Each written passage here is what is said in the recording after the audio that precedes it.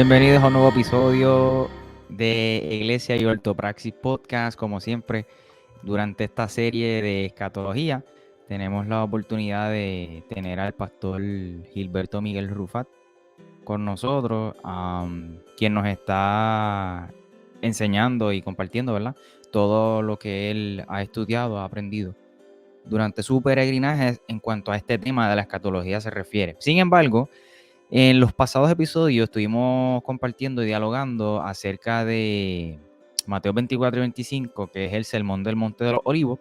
¿Y qué estuvimos hablando allí, Wilfredo? Bueno, estuvimos viendo precisamente una profecía que ha sido sumamente malinterpretada y hemos ido viendo en estos últimos pasados 2 episodios cómo se relaciona tanto el capítulo 24 y el capítulo 25 de Mateo a base de esta misma profecía. Y eso nos va a dar pie a lo que vamos a estar precisamente hablando hoy, porque es muy importante entender ciertos aspectos de esta profecía que Jesús está dando, en donde él primero está haciendo referencia a la misma profecía de Daniel, que la vamos a encontrar en Daniel capítulo 9, y ¿verdad? Habla de la venida del Hijo del Hombre y lo que representa entonces el Hijo del Hombre en este tipo de profecía. Y eso es lo que estuvimos más o menos hablando, ¿verdad? En estos dos pasados 2 episodios. El día de hoy vamos a estar bregando entonces con una pregunta que es, o un aspecto que es bien importante para entender a qué se refería Jesús cuando él estaba hablando tanto de las parábolas, por ejemplo, la parábola de las 10 vírgenes, ¿verdad? Etcétera. O sea, vamos a ver cómo Jesús, o cómo podemos relacionar, o por qué se puede entender de la manera en que estuvimos discutiendo estas profecías. Y tiene que ver con, precisamente como hemos titulado este episodio, que viene siendo cuál generación será testigo del fin. Y vamos a estar discutiendo entonces la palabra generación en estos pasajes. Y para eso el pastor Gilberto Miguel Rufat nos va a estar ayudando y va a estar discutiendo precisamente a qué se refiere Jesús con esta profecía, ¿verdad? Y cómo podemos establecer y dónde podemos establecer esta profecía a base precisamente de lo que se refiere a generación. Pastor, el micrófono es suyo. Un saludo a ustedes, a Michael, a Wilfredo y también a la audiencia que nos esté viendo en este momento o posteriormente, ¿verdad? Esté escuchando o viendo el video. Agradecemos como siempre la oportunidad que Dios nos da de poder contribuir a la edificación del cuerpo de Cristo. Así que vamos entonces a ver cómo Dios nos ayuda para contestar esta pregunta relacionada al significado de esa generación. ¿A qué generación se estaba haciendo referencia en lo concerniente a Mateo 24, especialmente en el versículo 34? Me gustaría leerlo para que, ¿verdad? Los que estén posteriormente escuchándolo o aún en el video tengan conciencia, sepan de qué estamos hablando. El versículo 34, Mateo 24, 34, asevera lo siguiente: de cierto os digo que no pasará esta generación hasta que todo esto acontezca. Entonces ya hemos en un video pasado mencionado que el sermón sobre el Monte de los Olivos guarda una clara relación con los acontecimientos que habían sido profetizados por Daniel en la profecía de las 70 semanas. Refiérase allí a Daniel 9, 24 al 27. Y esa conexión se establece, o la establece Jesús mismo, en Mateo 24, versículo 15, cuando le dice a sus discípulos que él estaba haciendo referencia a lo que el profeta Daniel había establecido. Vamos a ver por qué todo esto es sumamente importante y cómo esto conecta y nos ayuda a entender que la generación a la que se está haciendo referencia era a la generación que Jesús tenía allí enfrente, a la generación en aquel primer siglo de la era cristiana. Ahora, Antes de pasar y entrar al significado de esta palabra griega y por qué unos seleccionan un significado mientras que otros toman otro, creo que es importante señalar que gran parte de la discusión que se genera en algunas partes interpretativas de Mateo 24 tienen que ver con la división que algunos establecen en el versículo 3, iniciando. ¿Por qué? Porque algunos comentaristas van a establecer que los discípulos le hicieron varias preguntas a Jesús y la razón de dividir las preguntas es dividirlas en diferentes periodos para entonces poder ajustar y concluir de acuerdo a su posición que unas cosas se dieron en el pasado y que otras cosas todavía están en el futuro. Porque si se ve la estructura o la unidad de la pregunta, entonces tendrían problemas, tendrían que dejarlo todo hacia un cumplimiento en el primer siglo o entonces dejarlo todo en un cumplimiento hacia un futuro. Los preteristas, por ejemplo, completos o totales, van a ver en esta profecía un cumplimiento completo en el primer siglo. Pero tenemos otros hermanos que van a establecer que Mateo 24 tiene que ver o está relacionado con los eventos de la segunda venida de Jesucristo, como lo hace, por ejemplo, el pastor John MacArthur. Eso es básicamente su posición, que Mateo 24 se refiere a los eventos asociados a la segunda venida de Jesucristo. Ahora bien, lo primero entonces que debemos establecer es que no se justifica de la lectura de Mateo 24 y 25 una división en las preguntas.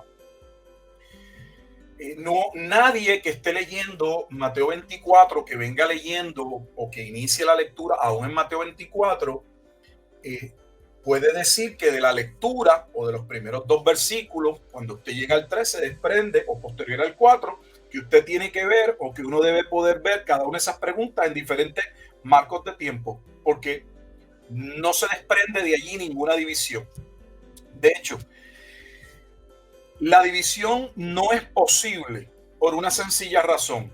No por la cuestión gramatical griega ni nada, sino porque si Jesús mismo vincula esta profecía a la profecía de Daniel capítulo 9, le estaríamos haciendo una añadidura, estaríamos haciendo una división que el ángel Gabriel no hizo cuando le expone a Daniel lo referente al momento en que Dios vendría para traer salvación al pueblo, que sería en los días del Mesías príncipe. O sea que hacer una división aquí en el capítulo 24, eso es importante que se entienda, sería crear una división o añadirle algo a la profecía que Dios le dio a Daniel en Daniel 9, 24 y 27. Estamos hablando de algo serio, muy serio. ¿Por qué se hace esto a pesar de que algunos entienden y otros no? Porque creo que algunos pecan de ignorancia. Pero la razón es para ajustarlo a su sistema escatológico. Yo creo que una de las cosas a las que todos luchamos, Michael y Wilfredo, es con ser objetivos. Porque nunca vamos al texto bíblico ni a ningún asunto con una mente en blanco. Tenemos de alguna manera algunas ideas preconcebidas, alguna forma ya que nosotros hemos interpretado X evento o que lo entendemos, pero por eso mismo digo que debemos tener sumo cuidado al momento de hacer el ejercicio interpretativo, de aunque uno pueda tener una manera de verlo o haya aprendido una manera de interpretar el pasaje, uno debe permitir que sea el ejercicio propio de la investigación, de la conclusión a la que lleguemos basado en esa examinación de los datos, de toda esa prueba que vamos recopilando, como lo hace un investigador.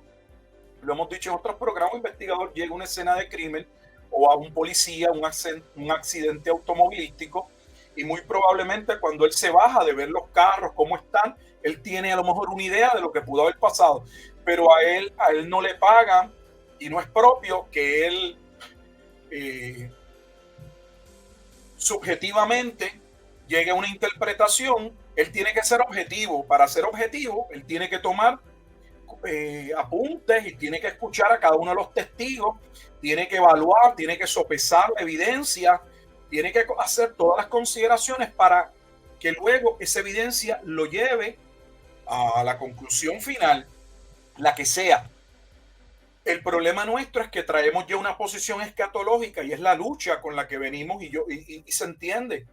En mi caso particular, que nunca me había dedicado a estudiar el tema de la escatología con profundidad, venía de una línea dispensacionalista premilenialista. Creía en el rapto secreto de la iglesia, eso era lo que prediqué, eso fue lo que creí, lo que prediqué por algún tiempo. Así que lo entiendo y entiendo a nuestros hermanos, pero nuevamente no podemos estar jugando con los pasajes para acomodar a los pasajes a nuestra posición escatológica. De hecho, déjeme decirle algo más y voy a pasar a la generación. Esto es como una introducción. El pasaje tampoco lo permite dentro de su propio esquema escatológico. ¿A qué me refiero? Ellos no pueden estar hablando del fin o interpretar esa generación relacionada al fin, que vamos a hablar ahorita de la palabra fin en otro programa, pero ellos no pueden ver ahí un fin en esa generación futura. ¿Por qué? Porque dentro del esquema del rapto, cuando llegue la semana de la tribulación, lo que se da el evento de la segunda venida de Jesucristo, y la segunda venida de Jesucristo no pone fin al mundo, no trae de la mano el estado eterno en esa posición escatológica. Lo que trae de la mano es el milenio. Por lo tanto, aún desde el punto de vista de su propia escuela escatológica y del esquema de eventos que ellos ponen en esa línea de tiempo, luego del rapto de la iglesia, sea antes de la tribulación, sea en medio de la tribulación, sea al final de la tribulación, conduce a la segunda venida de Jesucristo, y luego de la segunda venida de Jesucristo lo que se establece es la era del milenio. Por lo tanto, no cae ni aún en ese propio esquema ese fin. Los judíos tampoco estaban esperando el fin. Nosotros no podemos nunca arrimar o llegar a una interpretación que viola el propio entendimiento de los autores o los testigos oculares de aquella audiencia original a la que Jesús le habló. ¿Por qué? Porque ellos no estaban esperando el fin del mundo. Ellos lo que estaban esperando es que cuando llegara el Mesías, independientemente de los juicios asociados a la llegada del Mesías, lo que estaban esperando era el establecimiento del reino. Y eso se establece aún cuando Jesús se va. Los discípulos todavía le están preguntando: Señor, ¿y cuándo restaurarás el reino de Israel? Ellos no están esperando el fin del mundo, están esperando el reino. Digo todo esto porque es sumamente importante la asociación de la generación con Mateo 24:3 en términos de que se hacen unas divisiones, se crean unas divisiones en la pregunta para tratar de acomodar diferentes partes de la narración a eventos que podrían podrían ser considerados o entendidos como el cumplimiento en el primer siglo y otros para dejarlos en un futuro. ¿Por qué Jesús no puede estar hablando de una generación futura? Primero vamos a empezar con el significado de esa palabra griega, generación. Es la palabra genea, y es una palabra que tiene varios significados. Algunos de los más comunes es descendencia, una prole, que va básicamente una progenie, una raza o nación. Algunos y la palabra generación. En términos de Mateo, que es el libro, ¿verdad?, que estamos examinando, esta palabra generación dentro de ese evangelio específicamente, la palabra generación se usa 10 veces. Es importante porque cuando uno está haciendo un estudio para un exégesis de un pasaje y va a considerar el aspecto de una palabra que es importante, debe buscar cuántas veces esa palabra se utiliza dentro de esa carta o libro para ver cómo el autor la viene utilizando. Entonces, la palabra nuevamente griega aparece en 10 ocasiones. Aparece en Mateo 1:17, Mateo 11:16, en Mateo 12:39, 41, versículo 42 y 45, Estamos hablando del capítulo todavía 12, del 16, versículo 4, en el 17, 17, en el capítulo 23, versículo 36, y en Mateo 24, versículo 34, que es el pasaje que está dentro del sermón del Monte de los Olivos. Ahora bien, de esas 10 ocasiones que se menciona la escritura, ninguna de ellas habla de una generación futura. No solamente ninguna de ellas se habla de una generación futura, sino que ninguna de ellas es interpretada, porque ahora hay algunos que tratan de jugar con que no se refiere a la generación del primer siglo, sino a la generación que viese los acontecimientos narrados al principio, o sea, esos dolores de parto. Pero también tenemos otros comentaristas, otros hermanos que lo entienden y dicen que la traducción debe ser esta raza o lo relacionado a esta nación, entiéndase Israel. Pero ahora voy más allá. Cuando buscamos esta palabra en el contenido del Nuevo Testamento, la palabra griega para generación, la palabra genea, es una palabra que aparece unas 42 veces en 37 versículos, y solo en una ocasión, la versión, por ejemplo, King James Version, la versión King James, en Filipenses 2:15, hace le da el significado como si fuese de raza. Y voy a leer el pasaje para que entendamos por qué es el único pasaje en todo el Nuevo Testamento que la versión, por ejemplo, nuevamente King James, asevera o se establece que se puede usar la palabra ahí, generación, se puede ver como significando una raza o la nación. El pasaje dice lo siguiente: para que seáis irreprensibles y sencillos, hijos de Dios sin mancha, en medio de una generación maligna y perversa, en medio de la cual resplandecéis como luminares en el mundo. Así que no se justifica del griego el hacer uso de una palabra aquí en Mateo 24 como raza o nación, cuando el pasaje realmente no va a tono, no sería la lectura natural, y ni tan siquiera esa palabra es de uso común. Lo que estoy estableciendo ni tan siquiera es de uso común en el Evangelio de Mateo, ni es de uso común en el Nuevo Testamento, que se usa 42 veces, y de esas 42 veces solo en una ocasión se le da esa connotación. Entonces, ¿por qué querer usar esa expresión? Uno no agarra un diccionario griego y busca si hay 10 definiciones y trata de tomar aquella que se ajusta a la interpretación de uno. Así no se hace.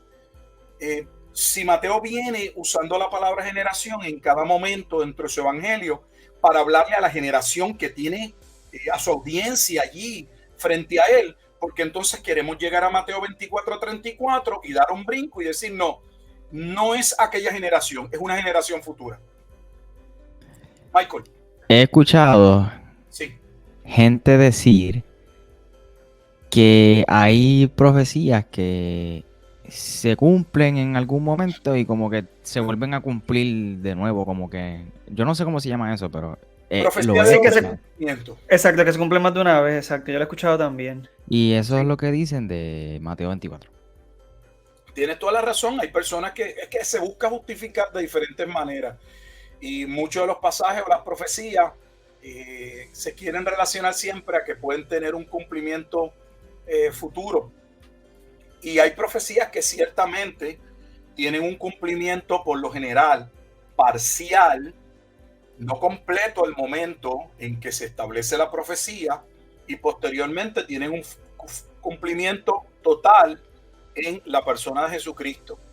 Por ejemplo, cuando estamos en el libro de Isaías, cuando se está hablando de aquel niño que iba a nacer, ciertamente se habla de un niño que nacería del propio Isaías, su esposa, en el tiempo en que Isaías está escribiendo. Pero cuando uno está leyendo la lectura y se habla de ese niño y ve los nombres y ve la obra que va a hacer, va a ver que lo que va a acontecer es mucho más grande y va mucho más allá del tiempo del profeta Isaías. Por lo tanto, hay una parte de esa profecía que guarda relación con la audiencia original, pero hay una parte de esa profecía que tendría cumplimiento como lo establece el propio Nuevo Testamento en Cristo. El problema es que tenemos profecías de esa naturaleza que el mismo Nuevo Testamento nos ayuda a ver que eran profecías de doble cumplimiento, pero se utiliza ese ejemplo, entre otros, para querer usar cualquier profecía que a alguien le convenga y entonces decir, bueno, es que se cumplió aquí, pero también se va a cumplir allá. Se hace con Joel, la profecía de Joel 2, y me refiero al libro de los Hechos en el capítulo 2, cuando claramente Pedro establece, cuando llega la venida del Espíritu Santo, que era el cumplimiento de lo que Joel había establecido, el profeta Joel, en el capítulo 2. Y algunos comentaristas, como eso no va con su entendimiento de cuándo se cumple el nuevo pacto o cuándo acontecen esos sucesos de acuerdo a su orden escatológico, dicen, no, Pedro entonces lo que nos está diciendo que es parecido a lo que va a ocurrir cuando se cumpla lo que Joel habló. Pero eso no es lo que dice el versículo, eso no es lo que se desprende del texto, eso no es lo que dice el pasaje literalmente, lo que uno lee de manera natural mientras uno está leyendo. Realmente es acomodar el pasaje. Yo le llamo hacer malabares teológicos para acomodar el texto dentro de mi posición escatológica o de mi entendimiento. Así que yo entiendo, para resumir, que esa palabra generación, si usamos la palabra generación y la buscamos en un diccionario, ciertamente hay cabida para que pueda significar raza o nación, como algunos aseveran. Pero ese no es el uso, nuevamente, que se establece en Mateo, ni tan siquiera es el modo en que básicamente en todo el Nuevo Testamento se utiliza. ¿Por qué utilizar entonces casi una excepción a la regla para hacerle una regla ahí? No se justifica bajo ninguna circunstancia. Encima de eso, en griego, esta generación usa un pronombre demostrativo que claramente establece que esta está refiriéndose a la generación a la que Jesús le habla. No hay ninguna entonces razón para concluir. De hecho, pueden buscar y básicamente no existe. Usted no tiene que saber griego, pero un ejercicio cuando uno no domina el griego, yo no lo domino, es ver las Biblias, cómo han sido traducidas, las traducciones que conocemos que son traducciones que tienen peso, que han sido consideradas como buenas traducciones, y ver cómo se ha traducido. Yo no recuerdo que hay una traducción que diga aquella generación, como que traslada el evento a un futuro. Sí sé, por ejemplo, que en el Nuevo Testamento, en la versión aramea de la Peshita, lo pone o lo coloca de una manera diferente, justificándolo como raza. Pero no es común. Casi todas las versiones de la Biblia lo traducen como que los acontecimientos van a pasar en la generación a la que Jesús le está hablando. ¿Cómo podemos establecer, más allá del griego y todas estas cuestiones que pueden ser técnicas, cómo podemos estar seguros? Creo que es lo más importante de a qué generación Jesús se está refiriendo. Porque en Mateo 23 Jesús habla de los juicios que iban a acontecer ya previamente contra Jerusalén, pero también usa el término generación. Entonces, aquí el juego es que la generación puede ser una generación futura, que sería la generación nuevamente que vería esos acontecimientos. Pero ¿cómo nosotros podemos saber? ¿Hay alguna manera como creyentes que podamos saber y podamos colocar esa generación en un tiempo específico? Sí lo podemos. ¿Por qué? Porque más allá de buscar toda esta cuestión del griego, es cuando nos acercamos a un versículo, tomar nota de lo que se viene hablando con mucho cuidado. ¿Por qué? Porque se está hablando de la generación que vería ¿qué? la venida del Hijo del Hombre. Y aquí está todo. Se está enmarcando una generación, pero es la generación que vería la venida del Hijo del Hombre en las nubes, que, dicho sea de paso nuevamente, la profecía de Daniel 9, 24 al 27. Y aunque a lo mejor no nos serviría entonces la palabra generación, el uso o lo que Jesús menciona en Mateo 24, 3 y en Mateo 24, en el capítulo 23, perdón, de Mateo, cuando se uso de la palabra generación, o en el capítulo 24, cuando buscamos si el Evangelio de Mateo coloca, nos da un punto exacto de dónde sucede esa generación, hay dos pasajes o dos capítulos clave. Me gustaría, no sé si alguno de ustedes, no sé qué versión puedan tener, y podamos buscar algunos de lectura al capítulo 10, Mateo capítulo 10, y vamos a ir al versículo 23, un pasaje que ya hemos mencionado en otros programas y que es sumamente importante, porque miren lo que estamos haciendo, no lo estamos, ese vínculo no lo establecemos nosotros, ese vínculo se hace en el mismo Mateo 24 y 25, que esos eventos, ese juicio era el juicio de la venida del Hijo del Hombre. No podemos separar, es el punto para que entiendan la generación. No podemos colocar la generación a un lado y colocar entonces la venida del Hijo del Hombre separada, como si no estuviesen unidos. Están unidos. La generación a la que se hace relación es la generación que vería la venida del Hijo del Hombre. Ahora, como sabemos nuevamente, hay un pasaje en el Nuevo Testamento, especialmente en Mateo, que nos diga cuándo iba a acontecer esa generación. Mateo capítulo 10, versículo 23. Vamos a leerlo. Okay.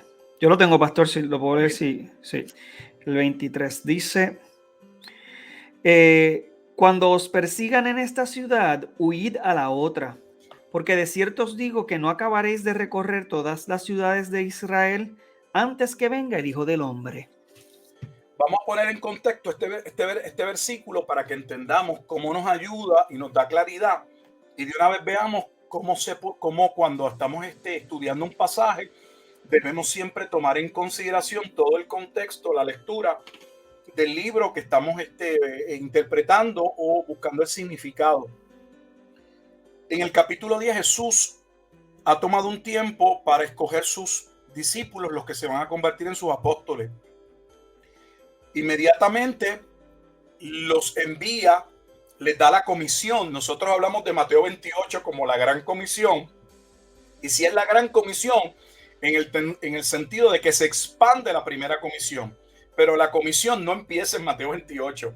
La comisión a sus discípulos inició en el capítulo 10 de Mateo, y específicamente los versículos 5 al 6 establecen que esa comisión inicial sería predicar que el mensaje del reino de los cielos se había acercado. ¿Dónde? En la extensión de Judea, en todo el territorio dentro del imperio romano, que concernía que estaban los habitantes de las tribus del sur, o sea, los judíos. Se encomienda, y lo que Jesús les está diciendo, ustedes en Mateo 10, 23, ustedes estarán finalizando, casi llegando a la conclusión de predicar el mensaje del evangelio. El reino de los cielos se ha acercado en la extensión de Judea. Vuelvo y lo señalo porque no es del mundo. En la extensión de Judea, cuando verían la venida del Hijo del Hombre en las nubes. Hay dos elementos importantes aquí. Número uno, que nos ayuda a eliminar uno de los argumentos que se levantan con que esto no pudo haber ocurrido en el primer siglo. Porque algunos sugieren o dicen o establecen o argumentan que la venida del Hijo del Hombre no pudo ocurrir en el primer siglo porque el evangelio no fue predicado al mundo. ¿Y de dónde ellos lo sacan? Bueno, lo sacan porque claramente en Mateo capítulo 24 se establece que el evangelio debía ser predicado al mundo en el versículo 14. El problema con esto es que la palabra que se utiliza en el griego no es la palabra cosmos para delimitar o para marcar el mundo completo. Se usa la palabra griega, el kounomene. Yo le iba a comentar, pastor, que en el mismo capítulo 10, los versos 14, cuando Jesús los envía, dice, y si alguno no los recibiere, ni oyere vuestras palabras, salid de aquella casa o ciudad y sacudid el polvo de vuestros pies. De cierto os digo que en el día del juicio será más tolerable el castigo para la tierra de Sodoma y de Gomorra que para aquella ciudad. Entonces, eso pudiera... Le da apoyo. Ajá, exacto, eso. Sí. A lo Voy de ahora, Mateo déjame 28. explicar por qué la palabra es importante, la palabra que se utiliza en griego, porque no es una palabra que requiera, la palabra de que el evangelio tendría que ser predicado al mundo, no requiere el mundo completo, porque nuevamente esa palabra eikomene es la palabra que se utiliza en Lucas capítulo 2, versículo 1, cuando se manda a los judíos a que cada uno fuese empadronado, cada uno fuese a su región de procedencia. Y aunque allí se traduce como que todo el mundo debía hacer y cumplir, obviamente ese mundo estaba limitado al Imperio Romano, solo a la extensión del Imperio Romano. Al Imperio Romano le hubiese gustado taxar a todo el mundo, pero realmente no se refería al mundo, sino que esa palabra estaba una vez más limitada a la extensión del Imperio Romano. Pero mi argumento es que aún en Mateo 10:23, más allá de todo el Imperio Romano, la primera encomienda que Jesús le va a dar a sus discípulos, él la está restringiendo en los versículos 5 y 6 de Lucas 10 al área de Judea. Y les está diciendo, no al mundo completo, que cuando ellos estuvieran llevando el evangelio a toda la extensión que comprendía Judea del primer siglo dentro del Imperio Romano, entonces en el versículo 23 se establece que ellos verían la venida del Hijo del Hombre. Eso elimina el argumento de que no se pudo cumplir porque el evangelio nunca se ha predicado al mundo. Es que el pasaje no está colocado donde que el evangelio tenía necesariamente que alcanzar a toda tribu, toda raza del globo completo. En ese momento en particular no lo requiere el pasaje, nuevamente porque era la extensión de Judea. Esa es la razón por la que Pablo menciona en Romanos capítulo 1, versículo 16, que el evangelio sería predicado primeramente ¿a quién? A los judíos, porque eso viene de la encomienda que Jesús le había dado a sus discípulos. No salgan de Jerusalén, no solo hasta que no hayan sido investidos de poder, sino hasta que no cumpliesen primero con que el evangelio debía llegar primero a Judea, luego a Samaria y posteriormente a los confines de la tierra. Pero con relación a esa generación que vería la venida del Hijo del Hombre, lo que debía comprender donde el evangelio debía llegar era a la expresión al territorio de Judea. Podemos luego en otro episodio mostrarlo y tocarlo, y claramente el Nuevo Testamento y las epístolas señalan que los apóstoles llevaron el evangelio a cada uno de esos lugares.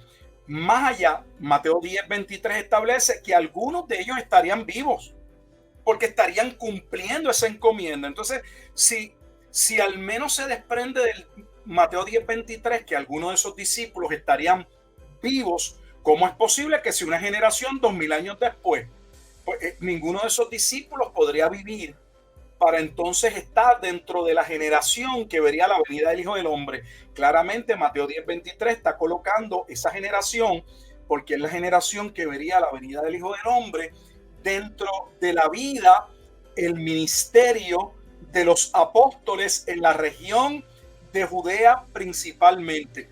El otro pasaje que nos ayuda, no sé si podemos leerlo, es Mateo 16, versículos 27 y 28. Se establece lo mismo. Mateo capítulo 16. Tú lo tienes, Michael. Yo lo tengo también por si acaso, pero sí. Ok, pues dale, Michael. Versículos 27 y 28. 27 y 28. Dice, porque el Hijo del Hombre vendrá en la gloria de su Padre con sus ángeles y entonces pagará a cada uno conforme a sus obras.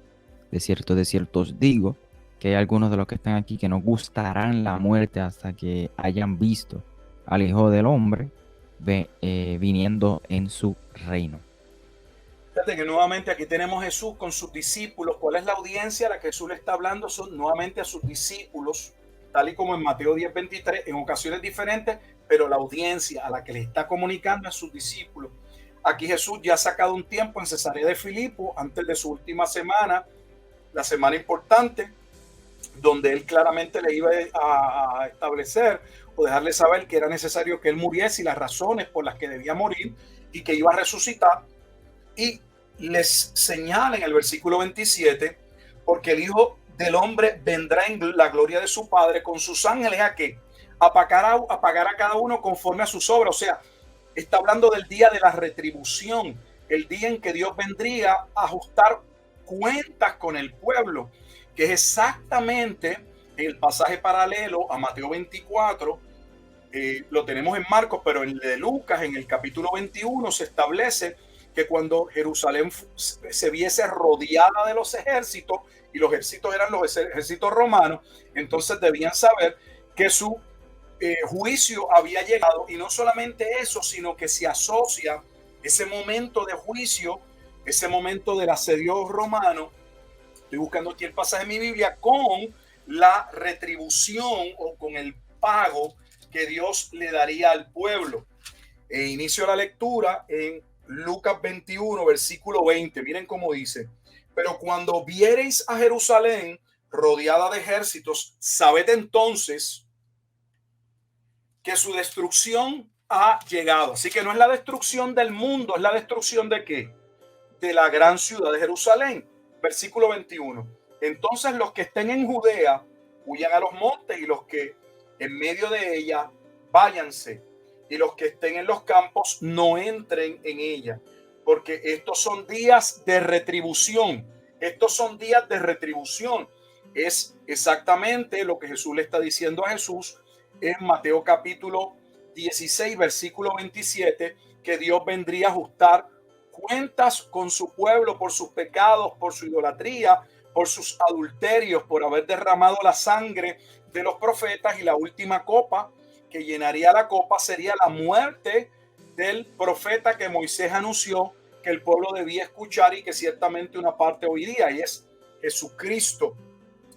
En el versículo 28, regresando a Mateo 16, dice: de cierto os digo que hay algunos de los que están aquí, de cierto os digo, o sea, en verdad os digo, que hay algunos de los que están aquí. No hay manera, es irrefutable que Jesús está diciendo que sus discípulos, al menos algunos de ellos, estarían vivos cuando llegase el acontecimiento de la venida del Hijo del Hombre. Repito, de cierto os digo que hay algunos de los que están aquí, refiriéndose o hablándole a sus discípulos, que no gustarán la muerte, que no estarán dispuestos a morir hasta que hayan visto, ustedes hayan visto la venida del Hijo del Hombre viniendo en su reino. Así que si Mateo 24 no parece claro para algunos, lo que estamos viendo es aplicando el principio de que los pasajes claros nos ayudan a interpretar los oscuros o aquellos que podrían ser ambiguos. Por X o Y razón, si nosotros nuevamente en Mateo 24:34 estamos confusos y decimos, bueno, me parece el argumento de los hermanos de que aquella generación pudiese ser la generación futura, pero también veo que podría ser la generación que Jesús tiene, como yo sé que tiene que ser la generación en el primer siglo, porque el evento asociado a aquella generación era la venida del Hijo del Hombre, y Jesús lo delimitó dentro del tiempo y de la vida del ministerio de sus discípulos. Punto. No solo ello, ahora voy a dar un paso más, sino que esa cercanía al evento que Jesús está mostrando en Mateo 24 se establece en Apocalipsis. ¿Por qué digo que se establece en Apocalipsis? Apocalipsis tenemos dos versículos que dice el juicio que va a acontecer, el juicio de la venidumbre. Me refiero a Apocalipsis capítulo 1, versículo, y Apocalipsis capítulo 14, versículo 14, Apocalipsis 1:7, Apocalipsis 14, 14. Y es irrefutable que ese evento de la venida del hombre en las nubes está colocado como que debe ocurrir en un tiempo claramente cercano a la audiencia a la que se dirige el libro de la poesía. Apocalipsis 1:1 dice las cosas que deben suceder pronto. Apocalipsis 1:3 el tiempo está cerca. Apocalipsis 2:5 vendré pronto a ti. Apocalipsis 2:16 vendré a ti pronto. Apocalipsis 3:11 yo vengo pronto. Apocalipsis 11:14 viene pronto. Apocalipsis 22:6 las cosas que deben suceder pronto. Apocalipsis 22:7 aquí vengo pronto. Apocalipsis 22:10 porque el tiempo está cerca. Apocalipsis 22:12 aquí yo vengo pronto. Apocalipsis 22:20 ciertamente vengo en breve. No sé cómo cada una de esas expresiones que señalan que lo que va a ocurrir es cercano, por eso se le hace el llamado a la iglesia a entender el tiempo en que están viviendo y luego colocar esto hacia un futuro donde han pasado 2000 años y donde colocar ese espacio, que es colocar un gap, una separación entre esos dos eventos, una vez más, me reitero en lo que dije al principio, sería colocarle algo a la profecía de Daniel 9:24 al 27 que no contiene la profecía, porque en ningún lugar el ángel Gabriel le dice a Daniel, mira Daniel, hasta esta semana los eventos van a ir ocurriendo, pero cuando llegue este evento aquí hay una pausa, aquí hay un tiempo indeterminado en el que no se va a continuar con la profecía hasta que ocurra este otro evento. Eso no se desprende de la profecía de las 70 semanas. ¿Quieren aportar algo, compartir algo hasta ahí? Sí, de hecho, yo quería primero hacerle, entonces, quiero hacerle varias preguntas. Primero, esta coherencia o armonía entre estas profecías, se pudiese decir que entonces pudiesen combatir la idea de que esta profecía de Jesús tiene doble cumplimiento, ¿cierto? O sea, esto puede ayudar a establecer, claro, definitivamente, y con esa contundencia con la que en Apocalipsis definitivamente se dice es pronto, y que sabemos que en la cultura judía la repetición de por sí denota o un énfasis que es, ¿verdad? Que es de algo importante, y si se repite tantas veces en el texto, ¿verdad? Pues denota que es importante. Ahora, sí quería hacer una pregunta relacionada a lo que le preguntó Michael, porque era una pregunta que quería hacerle en el último episodio y a mí se me olvidó con toda honestidad, que tiene que ver con las profecías de doble cumplimiento, porque es algo que utilizan mucho precisamente con este pasaje que ya hemos visto que obviamente, ¿verdad? No es el caso y hay evidencia o se ha presentado ya evidencia al respecto. Sin embargo, esto significa, pastor, si quiero saber, ¿verdad? Porque utilizan, por ejemplo, las profecías del libro de Isaías para decir que pues hay profecías, ¿verdad? Que se cumplieron en el rey Ciro, que también se cumplieron en Jesús. Le pregunto, entonces, ¿existen las profecías de doble cumplimiento? Sí, en el Antiguo Testamento teníamos ciertamente momentos en que hay eventos que tendrían nuevamente, como ya comenté, un cumplimiento parcial dentro de la audiencia a la que se le escribe, pero de la misma profecía o de la misma narración del libro se desprende que va a haber un acontecimiento que no se va a dar dentro de ese tiempo. Cuando estudiamos a Ciro, por ejemplo, estamos hablando de Isaías capítulo 44 al final y al inicio del capítulo 45. Es la profecía en Isaías que habla de quién daría la orden cuando se cumpliesen los 70 años del cautiverio que debía estar Judá dentro de Babilonia. Quien va a dar esa orden para la reconstrucción del templo y de la ciudad va a ser Ciro. Sin embargo, cuando uno lee lo concerniente a los capítulos que continúan, habla de la obra del siervo sufriente y nunca se le llama a Ciro el siervo sufriente. El siervo sufriente tiene 4 connotaciones solo en Isaías, donde las 2 más importantes tienen que ver con que el pueblo de Israel es utilizado o es mencionado como el siervo de Dios, pero específicamente mientras nos acercamos a Isaías 53, por poner un pasaje clave, ese siervo sufriente que va a llevar a cabo la obra sale del pueblo, pero es el Mesías. O sea, Cristo va a ser el siervo sufriente que cumple la obra. Y aunque sí es cierto, en Isaías capítulo 44, inicio del 45, especialmente al final del 44, se menciona a Ciro como un Mesías, que es algo inusual, porque estamos hablando de un Mesías no judío en el Antiguo Testamento. No es menos cierto que Ciro no iba a traer la redención, ni Ciro iba a redimir al pueblo, ni traería la consolación. Ciro lo único que iba a permitir era que el pueblo fuese a reconstruir la ciudad y el templo, cumpliendo con la profecía. Pero Isaías está hablando de una obra gloriosa en la que Dios viene a traer salvación. Una salvación que involucra un acto de redención. Y una redención que no puede ser asociada a lo que Ciro de Persia hizo, jamás.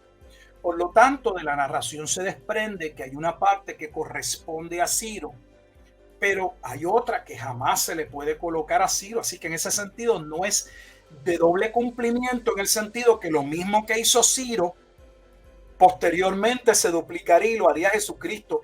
Eso no se explica cuando se habla de la profecía de doble cumplimiento. Yo creo que es errado, porque no estamos hablando de un evento que se cumple literalmente como la expresión se establece 2 veces, de la misma manera, solo que en un tiempo diferente. No, eso no se refiere. Son profecías que tienen un alcance particular o van a tener un cumplimiento. Algo va a ocurrir durante el tiempo o el contexto en el que la profecía se lleva a cabo, se escribe, pero dentro de la narración se asevera, se marca que algo va a ocurrir de mayor amplitud en un tiempo específico, que aunque guarda una relación, no es el mismo evento cumplido 2 veces, jamás. De ahí la expresión cumplimiento parcial, ¿no? Lo que estaba hablando ahorita. Siempre hay un cumplimiento parcial en el tiempo en que las profecías se hablan. Cuando digo parcial, cuando la profecía tiene la connotación de que se va a cumplir en Cristo posteriormente. Hay profecías que se cumplen en un momento determinado y se acabó, se cumplió ahí ya. Claro. Pero nos referimos a aquellas profecías que se catalogan como profecías de doble cumplimiento. Esas profecías de doble cumplimiento, por lo general, se cumplen solo de manera parcial en una persona, solo una parte, que no tiene que ver con la salvación completa y el acto de redención, porque eso solo se va a completar en Cristo, y como posteriormente en Cristo se va a realizar esa obra gloriosa de Dios. Así que no es algo que se cumple literalmente de manera 2 veces. Sí, 2 veces, no. Y de hecho, creo que esa aclaración es sumamente importante, porque vemos que entonces la profecía que Jesucristo está dando en el capítulo 24 y 25, podemos ver un cumplimiento total. No es como que estamos esperando algo más de parte de esa profecía. Así que es muy importante que veamos que todo lo que necesitamos está en el texto, que todo lo que necesitamos saber ya está escrito, y que si, por ejemplo, encontramos una profecía que no tiene todos los detalles, podemos buscar en otros aspectos de la Biblia, utilizando lo que estuvimos hablando en unos episodios atrás acerca de cómo interpretar y cómo estudiar la Biblia, que es utilizar pasajes que sean más claros para interpretar pasajes más oscuros. Pues mira, vamos a buscar otros pasajes, otras profecías que estén relacionadas, como el pastor acaba de hacer también acerca de Apocalipsis, pero también mirando Daniel, que el mismo Jesús está diciendo, mira, el que lea entienda, haciendo referencia a que él está hablando de la profecía que hizo ya Daniel, está haciendo hincapié en algo que ya se habló y está estableciendo y aclarando que tiene un cumplimiento total, que ¿verdad? No podemos por sencillamente, porque suena chévere, porque suena como que misterioso, tratar de sostener una teología que realmente es insostenible. Michael, perdona, me querías comentar algo, discúlpame. Claro, ¿no?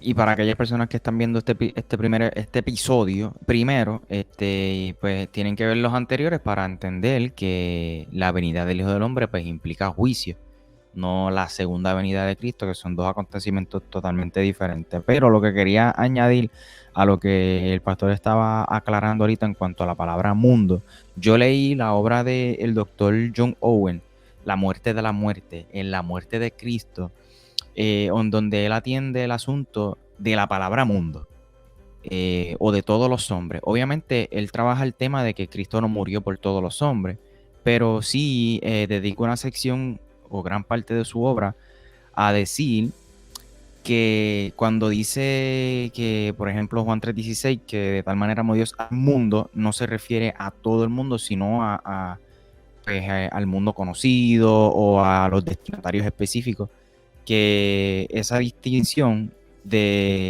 sea, entender que en el texto bíblico cuando dice la palabra mundo no necesariamente significa todos los hombres, o sino se refiere o el mundo conocido, entiendas Israel, Palestina, etcétera, o los destinatarios, ¿no? O el pueblo de Dios, exacto.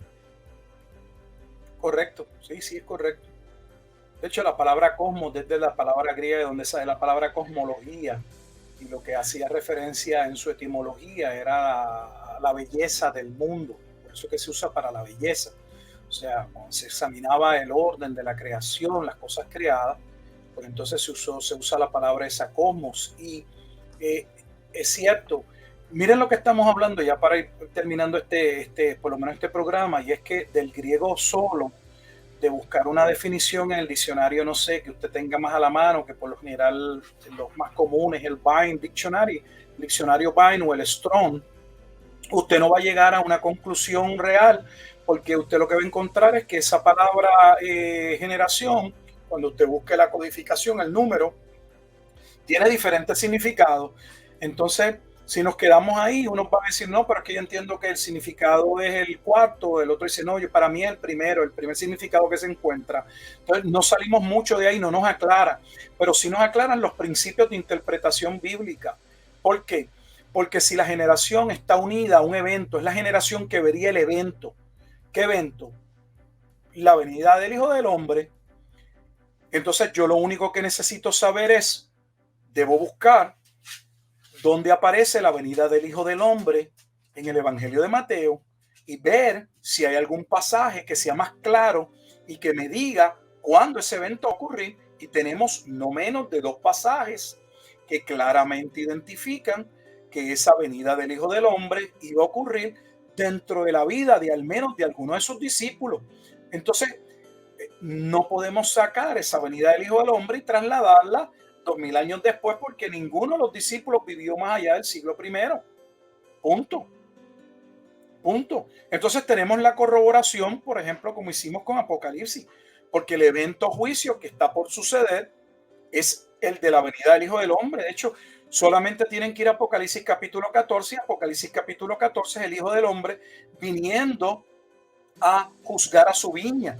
Es la viña de Isaías capítulo 5, que Dios vendría en juicio contra ella. Y la escritura dice que esa viña no era el mundo, esa viña era Israel. Entonces, no es un juicio sobre el mundo, es un juicio sobre Israel. Pero no se entiende. ¿Por qué? Pues porque hay un concepto de que se ponen todos los huevos en la misma canasta y se entiende que cada vez que se está hablando del juicio es el juicio final.